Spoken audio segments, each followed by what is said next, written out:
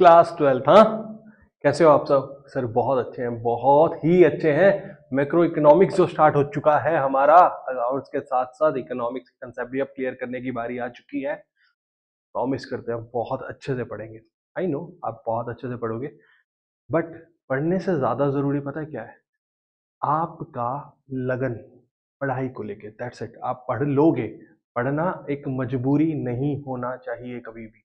ठीक है, आप पेशेंटली कामली अपनी चीजों को प्लान करो और हर प्लान आपका सक्सीड हो, ये हम आपको प्रॉमिस करते हैं। ठीक है, चलिए सर, फिर आज बताइए, आज हम क्या करने वाले हैं? वही अपना चैप्टर 1 है, आज कोशिश कर रहे हैं इसको हम खत्म करने की। सो आज का जो फर्स्ट टॉपिक है वो है significance of macro economics. Sir significance मतलब इंपॉर्टेंस। हमारी मैक्रो इकोनॉमिक्स में क्या क्या चीजें हैं जो हमें पढ़नी है, ये हमने स्कोप में देखा। अब इसकी इंपॉर्टेंस क्या है? ठीक है, बहुत ही ज्यादा जरूरी है मैक्रो इकोनॉमिक्स, सिर्फ 12th के लिए नहीं, आपकी जिंदगी के लिए। ठीक है, आप इसमें पूरी कंप्लीट वर्ल्ड, पूरी इकोनॉमी के बारे में पढ़ रहे हो, वर्ल्ड इकोनॉमी के बारे में बात करने वाले हो। तो हमारी कंट्री, आप कोई भी कंट्री का एग्जांपल ले लीजिए, कैसे उसको डीलिंग करनी है complete hall of the world से। ठीक है, उसके एस्पेक्ट्स, प्रोस्पेक्ट्स आप पूरे मैक्रो इकोनॉमिक्स में देखने वाले हो। सर कोई बात नहीं, देखेंगे, अच्छे से देखेंगे। ठीक है, तो चलिए आज सबसे पहले बात करते हैं हम अपने किसकी, सिग्निफिकेंस ऑफ मैक्रो इकोनॉमिक्स की। उसमें सबसे पहला जो पॉइंट है वो है डिस्क्रिप्शन ऑफ इकोनॉमी। ठीक है, डिस्क्रिप्शन ऑफ इकोनॉमी में हम 3 पॉइंट की बात करेंगे कि सबसे पहले हमें नेशनल इनकम को कैसे एस्टिमेट करना है। ठीक है, हम बात करेंगे एम्प्लॉयमेंट की, स्टडी ऑफ एम्प्लॉयमेंट की, और तीसरी बात करेंगे हम गवर्नमेंट बजट की। ठीक है, कि कैसे हमारे लिए मैक्रो इकोनॉमिक्स का ये पार्ट बनते हैं और क्यों जरूरी है। कह रहा है डिस्क्रिप्शन ऑफ द इकोनॉमी में सबसे पहले एस्टिमेशन ऑफ नेशनल इनकम। यार ये क्या रिवील करेगा? ये नेचर एंड लेवल की बात करने वाले हम इसमें। नेचर एंड लेवल विजिबल है आपको? नहीं है तो इसको और बेटर करते हैं। Nature and level of economic activity. हम सबको पता है इकोनॉमिक एक्टिविटी क्या है। क्या है इकोनॉमिक एक्टिविटी?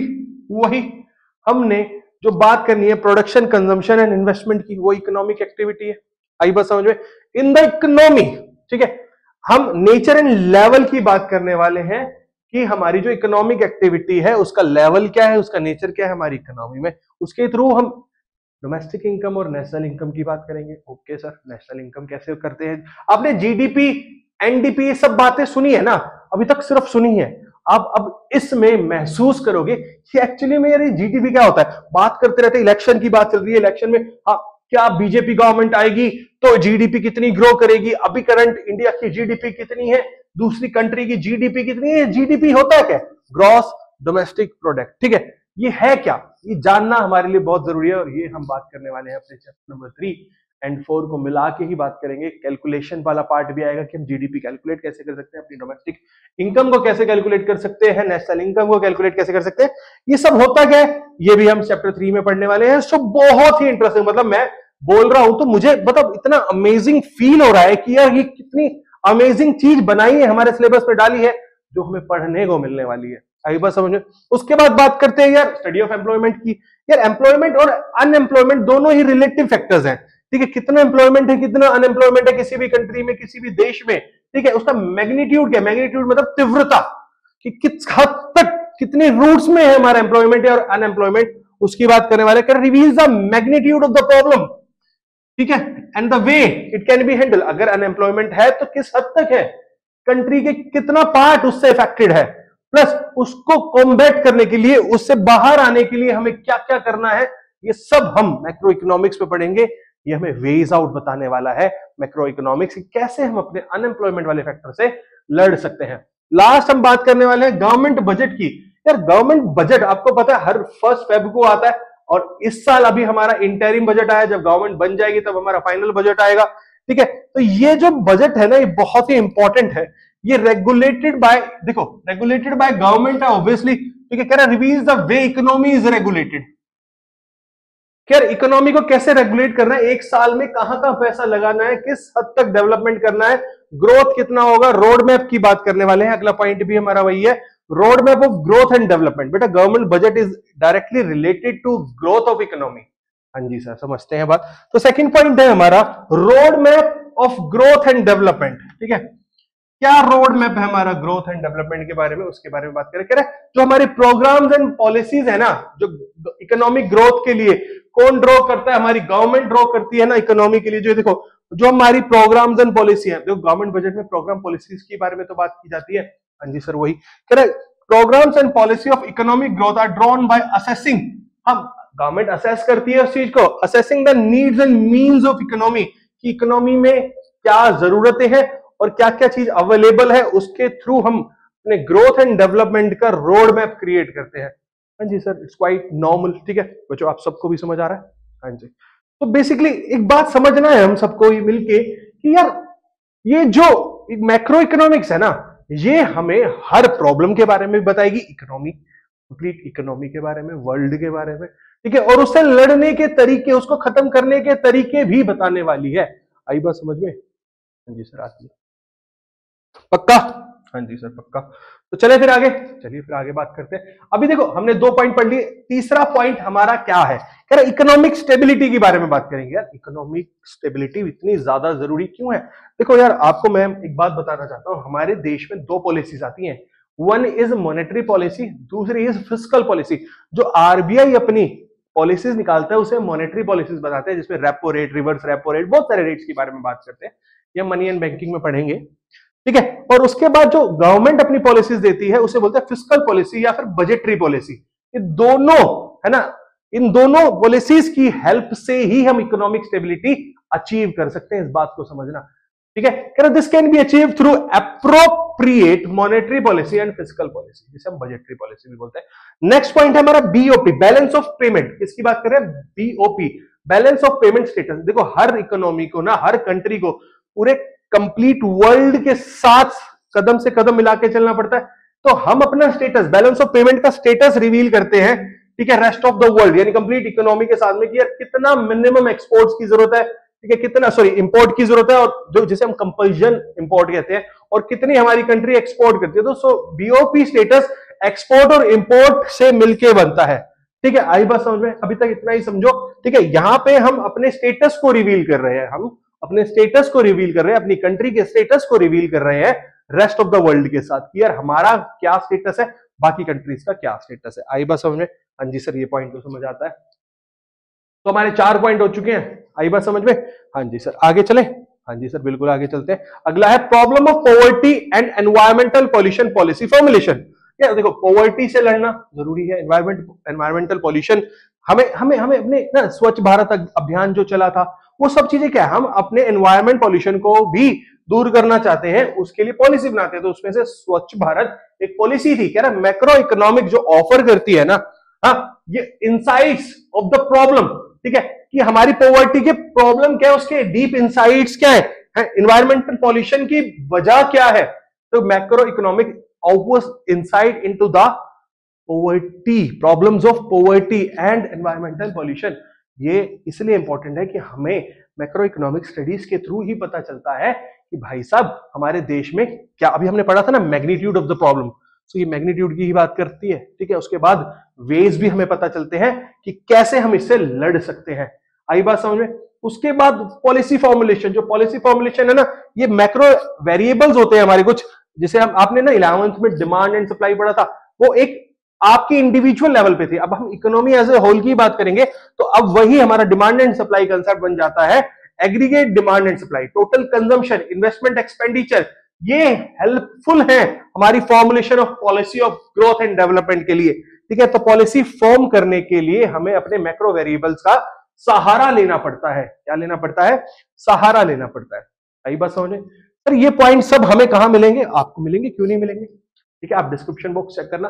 सो अभी तक हमने 6 पॉइंट्स रीड आउट किए सिग्निफिकेंस ऑफ मैक्रो इकोनॉमिक्स में। सबसे पहले हमने डिस्क्रिप्शन ऑफ इकोनॉमिक्स में 3 की बात की, estimation of national income, study of employment oblique unemployment की बात कर सकते हो, और गवर्नमेंट बजट की। सेकंड पॉइंट हमारा था road map of growth and development, third था इकोनॉमिक स्टेबिलिटी, फोर्थ था BOP status, and fifth one हमने जो बात की वो problem of poverty and environmental थी, एंड लास्ट तो था हमारा वो पॉलिसी फॉर्मुलेशन था। यहाँ पे मैंने मेंशन नहीं किया क्योंकि उतना ज्यादा इंपॉर्टेंट नहीं है, बट ये 5 पॉइंट बहुत ज्यादा इंपॉर्टेंट है आपकी सिग्निफिकेंस ऑफ मैक्रो इकोनॉमिक्स के लिए। आई होप ये बात आपको समझ आ रही होगी और अच्छे से समझ आई होगी। सो 5 और 6 major points of significance of economy में सबसे पहले हमने बात की description of the economy, second हमने जो बात की वो road map of growth and development की बात की, थर्ड हमारा जो था वो इकोनॉमिक स्टेबिलिटी था, फोर्थ हमारा बीओपी स्टेटस था, फिफ्थ हमने जो बात की वो थी problem of poverty and environmental pollution, and last जो थी हमने थी वो पॉलिसी फॉर्मुलेशन की बात की। आई बात समझ में? हाँ जी सर। सो अब जो हमारा मेजर और लास्ट कंसेप्ट ऑफ चैप्टर 1 है वो है difference between micro economics and macro economics. ठीक है, हमें जानना जरूरी है कि यार एक्चुअली में माइक्रो और मैक्रो एक दूसरे से डिफर कैसे है, कैसे एक दूसरे से लगे। यार माइक्रो पढ़ ली थी 11th में, तो 12th में मैक्रो पढ़ने की क्या जरूरत थी, नहीं पढ़ते, काम चला लेते यार, ऐसे ही हमारा सिलेबस बढ़ा दिया गया है। ठीक है, तो सबसे पहला जो हम बात करते हैं डेफिनेशन या लेवल ऑफ स्टडी में माइक्रो इकोनॉमिक्स की, तो माइक्रो इकोनॉमिक्स जो है ना ये problem of scarcity and choice. यार आपने तो लास्ट ईयर पढ़ा था ना स्कैरसिटी, यार कि स्केर्स रिसोर्सेज होते हैं हमारे पास और चॉइस बहुत ज्यादा होती है at the level of individual, house hold, firm और एक इंडस्ट्री की बात की थी। ठीक है, जो स्कैरसिटी आ रही थी या प्रॉब्लम ऑफ चॉइस की बात की थी वो किसी एक इंडिविजुअल की या किसी एक इंडिविजुअल फर्म की या फिर किसी एक इंडस्ट्री की बात की थी। Micro economic studies how a consumer exercise his choice of goods, ठीक है, and services so that he can maximise his satisfaction. Satisfaction की बात कर रहे हैं विद गिवन इनकम, एक मिनिमम जो उसके पास इनकम है उससे वो अपनी सेटिस्फेक्शन को कैसे मैक्सिमाइज करा सकता है, ये माइक्रो इकोनॉमिक्स में हमने बात की थी। हाँ या ना? बिल्कुल यार, लास्ट ईयर हमने यही की थी, बिल्कुल की थी। मैक्रो इकोनॉमिक जो स्टडी करता है वो स्कैरसिटी एंड चॉइस की प्रॉब्लम को but economy as a whole, complete economy level पे बात करता है। हाँ जी सर, कोई बात नहीं, समझ आ गया। कह रहा macro economic studies how national resources, इसकी बात कर रहा है, national resources are used for the production of defence goods और consumer goods so that the welfare of all the residents is maximise. Complete country के जो सारे रेजिडेंट्स हैं उनकी problem of choice and scarcity को हम दूर कर सकते हैं, कैसे हम उनकी सेटिस्फेक्शन को मैक्सिमाइज करा सकते हैं, यहां पे हम मैक्रो इकोनॉमिक्स में ये सारी बातें करके चलते हैं। तो पहला था मेरा लेवल ऑफ स्टडी। सेकंड बात करते हैं अजम्पशन स्टडी की। अजम्पशन ऑफ स्टडी क्या है यार, हम इसमें अज्यूम क्या कर रहे हैं, अजम्पशन क्या है हमारी मेजर अजम्पशंस। ओके सर, क्या है बताओ फिर। assumption, certain variables are assumed to be constant in macroeconomics whereas they are assumed to be changing। वो वेरिएबल है, यहां पे हम माइक्रो की बात कर रहे हैं, ठीक है, यहां पे हम मैक्रो की बात कर रहे हैं। मैक्रो में कुछ कांस्टेंट होंगे वो माइक्रो में वेरिएबल होंगे और जो माइक्रो में कांस्टेंट होंगे वो उसमें वेरिएबल होंगे। आई बात समझ में? ये चलता है। In micro economics total output and employment are taken as constant. Total output की बात करते हैं वो कांस्टेंट है, एम्प्लॉयमेंट की बात करते हैं वो कांस्टेंट है, ठीक है, बट ये इंपॉर्टेंट मोस्ट इंपॉर्टेंट वेरिएबल्स हैं मैक्रो इकोनॉमिक्स के। Certain variables are assumed to be constant in macro economics. Distribution of output income is taken as constant while it is an important in micro. यहां पे हमने जो constant लिए वो लिए क्या, आउटपुट को, और डिस्ट्रीब्यूशन ऑफ आउटपुट और इनकम, डिस्ट्रीब्यूशन ऑफ इनकम की बात कर रहे हैं, ठीक है। यहां पे वो कांस्टेंट है बट वो यहां पे वेरिएबल है। आई बात समझ में? और यहां पे एम्प्लॉयमेंट की बात की जो कि कांस्टेंट है वो यहां पे वेरिएबल है। आई बात समझ में? हाँ जी सर, ये बात भी समझ आ गई, कोई प्रॉब्लम नहीं है सर हमें यहाँ पे। चलिए आगे चलते। हाँ जी, तो हमारा नेक्स्ट पॉइंट है सेंट्रल इशू, ठीक है। सेंट्रल इशू की बात कर रहे हैं माइक्रो और मैक्रो में। कह रहा है allocation of resource is the central issue in micro economics. जो हम रिसोर्स का एलोकेशन करते हैं वो सेंट्रल इशू माना गया है हमारी माइक्रो इकोनॉमिक स्टडी में। While while while while while कह रहा है determination of the overall level of output, complete level of output, employment जो है, अनएम्प्लॉयमेंट की सिचुएशन, वो है हमारा central issue in macro economics. यहाँ पे एरर्स है छोटे से, आप इसको सही कर लेना। मैक्रो इकोनॉमिक्स, ठीक है, चलिए।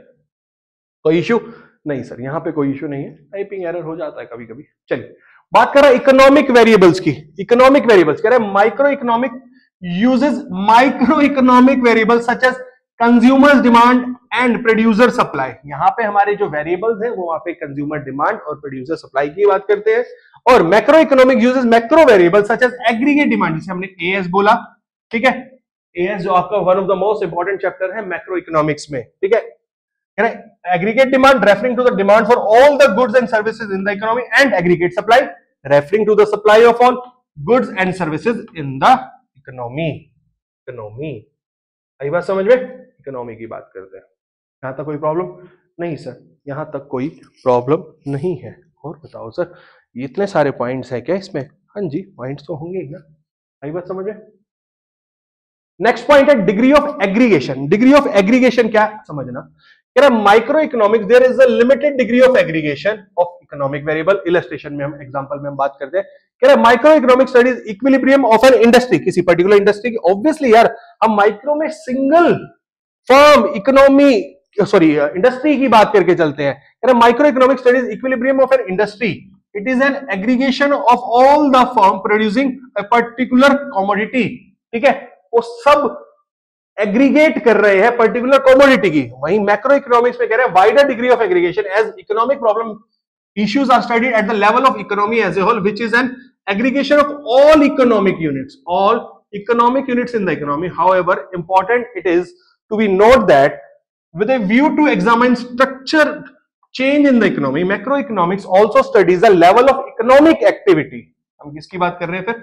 इकोनॉमिक एक्टिविटी जो मैंने आपको बताया, प्रोडक्शन, कंजम्पशन एंड इन्वेस्टमेंट, ठीक है।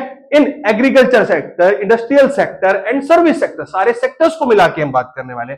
एग्रीगेशन हो रहा है यहाँ पे इकोनॉमी लेवल पे, यहाँ पे एग्रीगेशन हो रहा है किसी इंडस्ट्री लेवल पे, एक जगह पे। एग्रीगेशन मतलब इकट्ठा करना, आई बात समझ में? हाँ जी सर, यहां तक कोई प्रॉब्लम नहीं है हमें। लास्ट पॉइंट क्या कहता है? लास्ट पॉइंट है हमारा economic agents, individuals and institutions who are decision makers, ठीक है। आई बात समझ में? क्या कह रहा है समझना, at the micro level economic decision are taken largely by individuals, ठीक है। मैं यहां पे इंडिविजुअल की बात कर रहे हैं, जो हमारे एजेंट्स बन जाते हैं, जो से हम कंज्यूमर्स एंड प्रोड्यूसर्स की बात कर रहे हैं, क्योंकि they focus on the maximisation of personal gains, वो अपने पर्सनल गेन की बात करते हैं। यहाँ पे ऐसा नहीं है, यहाँ के जो एजेंट्स है, जैसे हमारा RBI, reserve bank of India हो गया, ट्राई जिसे हम बोलते हैं telecom regulatory authority of India, SEBI, securities exchange board of India, ये सब हमारे क्या है? इकोनॉमिक एजेंट है, ठीक है, मैक्रो लेवल पे। फिर एरर है, आज तो डांट पड़ने वाली है टीम को, इतने एरर, ठीक है। करें economic decision taken largely by institutional economic agent, RBI हो गया हमारा, ठीक है, ट्राई हो गया हमारा, सेबी हो गया हमारा। आई बात समझ में? हाँ जी सर, समझ आ गई बात। तो पॉइंटर्स आपको समझ आ गए होंगे। देखो ऑब्वियसली ये पॉइंटर्स आपके डायरेक्ट एग्जाम में नहीं पूछे जाते हैं, बट इससे रिगार्डिंग आपकी कुछ केस स्टडीज बन सकती है या एमसीक्यूज बन सकते हैं, वो आपको देखना है। आई बात समझ में? ठीक है। सो ये था हमारा कंप्लीट चैप्टर नंबर 1।